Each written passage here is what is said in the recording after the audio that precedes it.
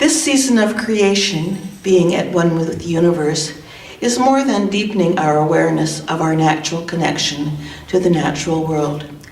It is also intended to help us recognize at oneness in all of life. Our reading today tells us about the importance of forgiveness as a way of restoring our disconnection from ourselves, each other, our world, and all of creation. First, we will hear Jesus' message to his followers about the central place of forgiveness in relationships. Our second reading comes from Stephanie Dalrick's book, Forgiveness and Other Acts of Love. In this passage, we will hear about the power of forgiveness to heal. But first, reading from Matthew 18, verses 21 and 22.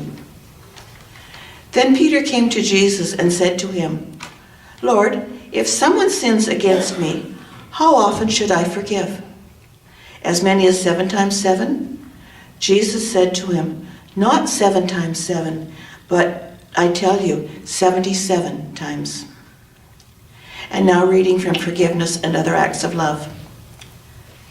Forgiveness and an act of love is felt, not achieved. It can be given, but it may not always be received. It cannot be bestowed as either a triumph over another person or the means to secure this humiliation or acquiescence. It is most healing, most profound, when it grows out of humility and realism.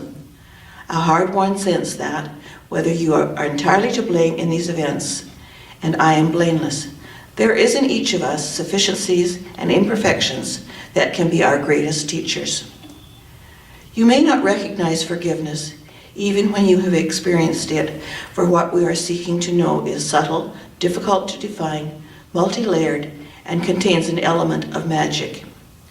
You will, however, feel it in your body. Something very nearly a thing has left you. You are no longer carrying the load you were. You have put it down. Anger may have been given way to sorrow or regret. Rage may have flattened out our sadness into what seemed black and white has crept into a little gray.